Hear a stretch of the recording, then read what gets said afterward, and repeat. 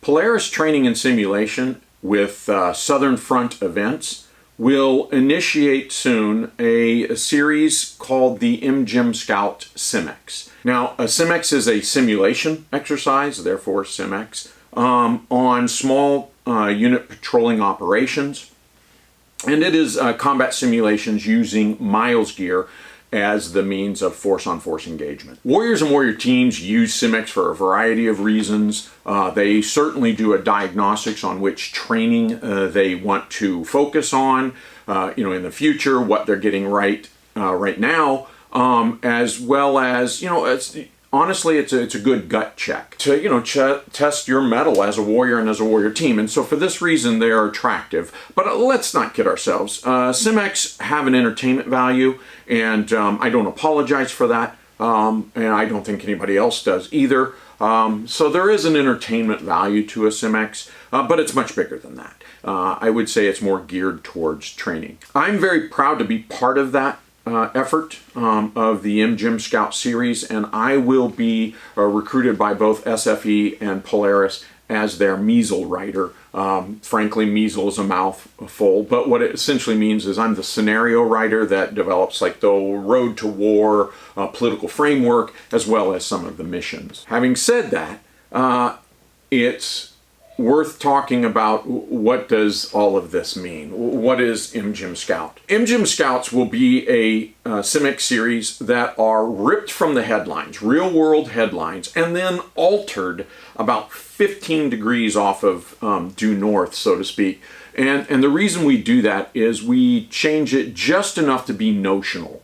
And why is that important? Why is being notional important? One reason is that we don't offend current real-world players, so to speak. That is, these are political, context. They are ongoing conflicts.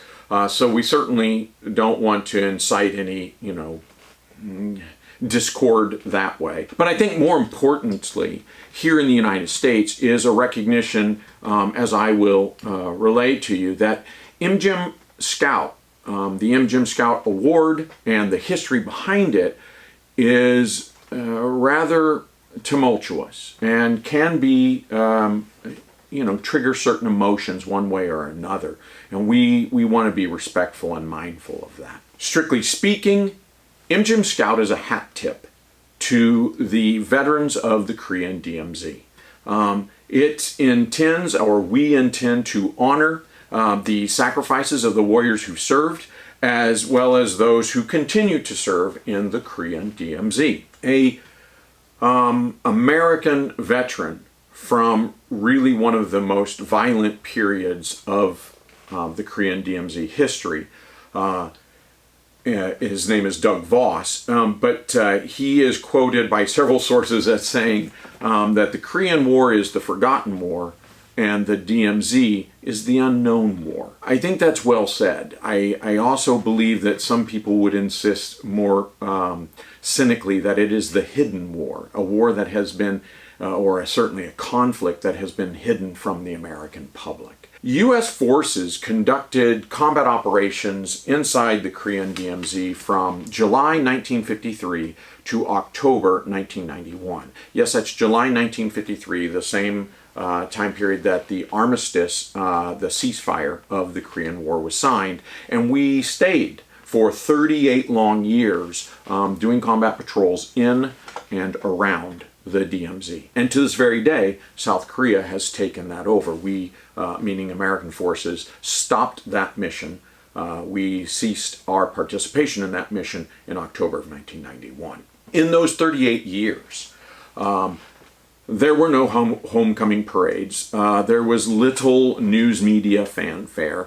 And indeed, what medals of valor were often issued in privacy or even secrecy. How are we talking about this now? And, how did this come about? Well, in 2002, the Veteran of Foreign Wars, VFW, petitioned Congress with the Pentagon to give recognition, frankly, for the men and women, U.S. service personnel who have performed duties in the Korean Peninsula and specifically in the DMZ. And so the story's told. I mean, I wasn't in that congressional meeting. I don't know that it was made public, but certainly as the story's told in the blogosphere and over beers, it goes something like that the VFW in a congressional hearing asks the Pentagon representative how many U.S. service personnel have been killed in and around the DMZ. The Pentagon reportedly said, well, something in the nature of 1,250. The VFW is said to have responded with 1,254. Do you need the names of your dead servicemen and women? To which the Pentagon says, no, there's no contest there. So the VFW then asks the Pentagon representatives, how many prisoners of war were taken in that 38-year period? Pentagon says, 150. He says, well, it's 154. Do you need the names? No, there's no contest. And the VFW then asked the Pentagon representative, how many were wounded in that 38-year period? And the Pentagon openly admitted, we don't know. VFW says, would it surprise you that it was over 2,500? We'd accept those numbers. Would it surprise you it was over 3,000? Those numbers would not surprise us. And the VFW says, well, the truth is, we don't know. Certainly those numbers, I would suspect, include accidents and disease as well. Because all conflicts throughout human history, when you look at the death toll, you are looking at quite a bit in the way of accidents and disease. There's a significant representation there. So not just due to enemy actions, but nonetheless, service and casualties, in the defense of Korea, primarily inside the DMZ. I think what's telling here is that Congress had to turn to Pentagon and say, why don't you know these numbers? How is it that, the United States military doesn't have this by name, rank, and serial number for every single killed, wounded, and prisoner? And the Pentagon then admitted to Congress that there had been a decades-long campaign or policy of hiding these casualty numbers from the American public. There's some valid reasons there and less valid reasons it depends on who you ask, really.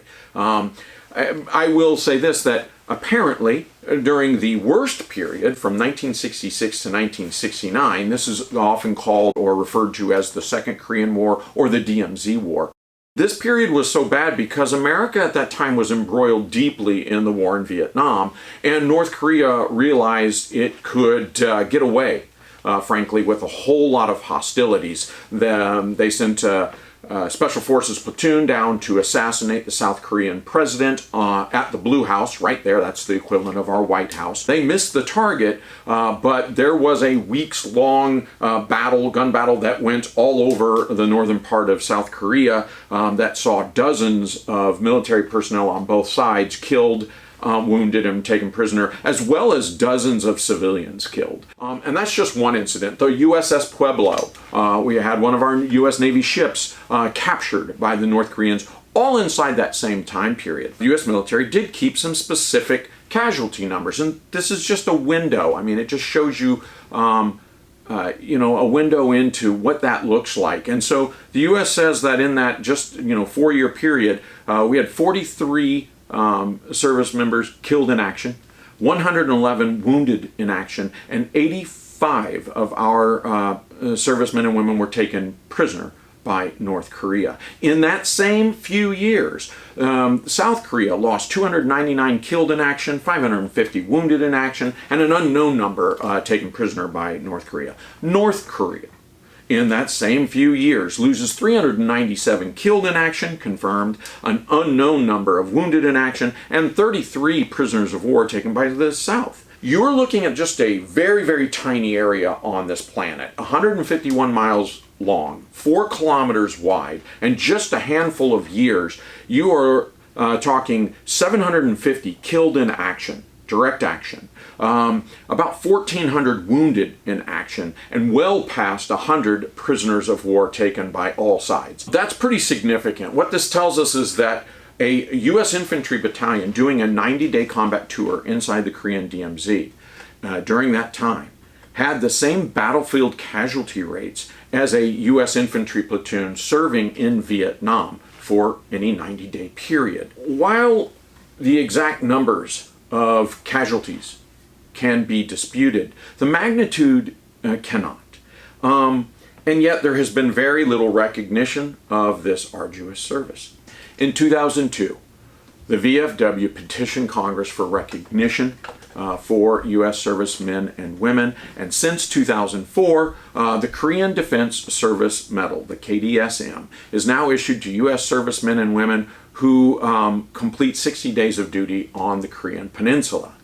Furthermore, from 1965 to 1991, the Imjin Scout Badge has been awarded to U.S. troops in recognition of 90 days of combat patrols inside the Korean DMZ. The Imjin Scout, of course, is in reference to the Imjin River, which runs nominally east and west, and so to serve north of the Imjin River is recognition as having been in the combat theater, or combat zone, or conflict zone, whichever term you prefer.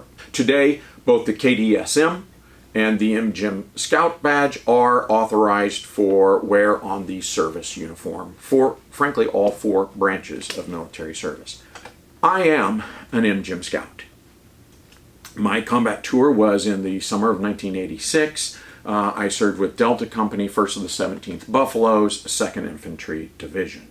And I knew what I was getting into. I actually requested service in Korea with the expectation of rotating up to a combat tour of the DMZ. My cousin, just a few years earlier, my cousin Sergeant Jerry Bless, who served with the 1st and 9th Manchu Infantry up on the DMZ, was wounded in action one night in a small skirmish that broke out in a tiny firefight on Freedom Bridge. And Jerry, in that firefight, fell overboard in a scuffle, and he hit the infrastructure on his way down, probably saving his life, but also shattering his kneecap. He went into the water in frigid temperatures in the middle of the winter and clung to a sandbar for about an hour until helicopters were able to rescue him. He couldn't swim to either side because, of course, both sides of that river are mined. This all happened when I was in high school. My father started his service in Korea in 1957. Two of my uncles served in Korea in the late 50s. I knew what I was getting into. And so sure enough, my very first firefight, the very first, hostile engagement that I was exposed to, took place on the 4th of July, 1986, when I was just 19 years old. The story is that, well, it was the 4th of July. And so we had spent that day doing operations out of a patrol base inside of, that was hidden inside the DMZ, looking for our nighttime ambush spots, which was par for the course.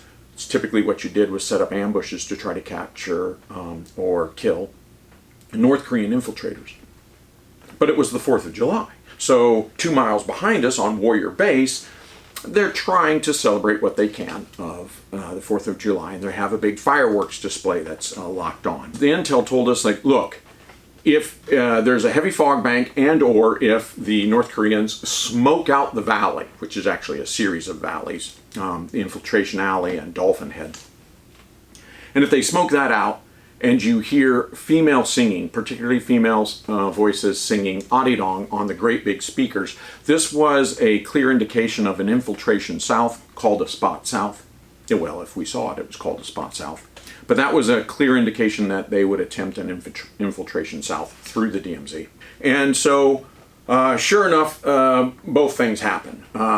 We wound up getting smoked out, as we did commonly, and you can smell it. It's not a fog, it's smoke. And sure enough, over the North Korean loudspeakers, they played Arirang, a woman singing Arirang. And it's a very melancholy song, actually. And the story is something like this. The words of the song really are parents singing to their children.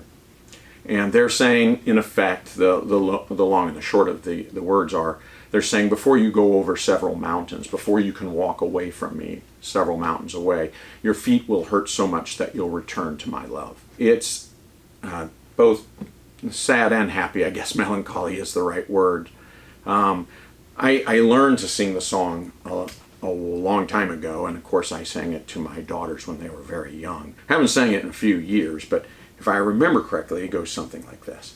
Arirang, arirang, arariro, arirang gogeru no mokanda, 나를 버리고 가시는 네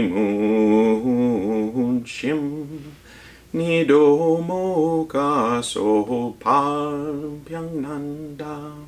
And this comes over just before nightfall as the valleys smoke out. This very tune is sung by a woman, and we know, okay, the jig is up.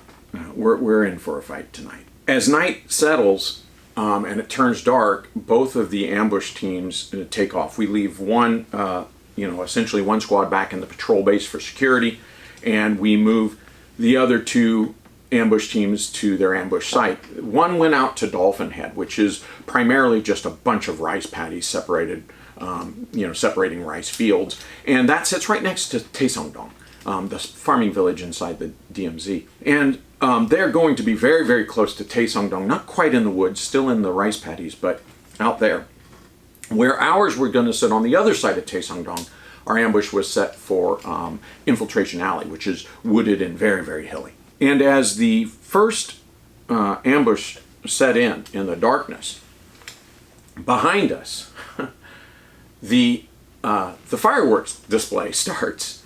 And so North Korea on their speakers then starts blasting Black Sabbath's War Pigs, which I think was supposed to demotivate us, but factually we all like that song. And so we kind of went, yeah, cool, War Pigs. But not to be outdone, as soon as it finishes, the South Koreans have a much smaller broadcast system, but still quite capably, heard, and they start playing Cyndi Lauper's We Bop, She Bop to bolster our spirits. At this same time, the fireworks are going off, so all the smoke in the valley is turning shades of, purple and orange and green and blue and yellow to the fireworks. Cyndi Lauper is singing her heart out on, in the music, and in the first ambush, they're setting down, and a couple of the NCOs had moved forward to set up the Claymore mines. And that's when PSC Carroll saw 3 North Koreans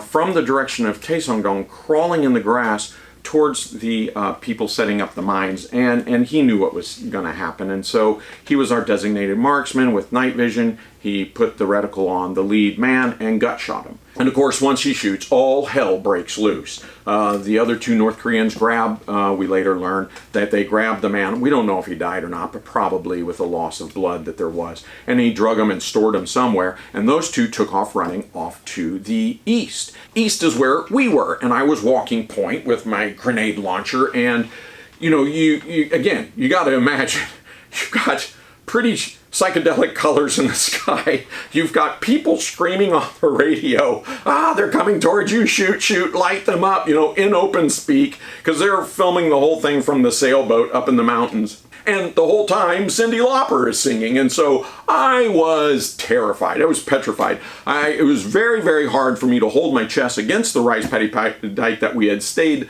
there, and I decided quickly to load a 40mm grenade into the pipe of my grenade launcher. And sure enough, they went running, 40 meters away, approximately, through the bamboo thicket. I had my night vision on, and I was getting ready to launch around at them when my patrol leader said, no, stop. He stopped me from doing that. But again, mayhem. People are shooting people, and my thought was, oh, okay, well, this is what a gun battle is like. I still find that very amusing because, no, that was remarkably unique. Very few of my stories of the DMZ are are happy stories, but I have to admit I smile, in part because what else do you do about that, right? But that was my initiation into, into warfare, I suppose. It was a year of living dangerously and maybe just a little bit on the edge of life. And so when I returned, I honestly thought I adjusted very well. But it turns out I had a lot of anger in me, and there was a lot of bitterness, and while I didn't see it, everybody around me did. And they talked about that for years to come. Many years later, I was watching YouTube, and Michael Caine, the British actor, spoke of his experiences in the Korean War. And he talked about how hard it was, how angry he was and bitter he was when he came home to a public that says, "Where? What were you doing?" And so no real knowledge of that forgotten war. And I started to realize I'm not alone.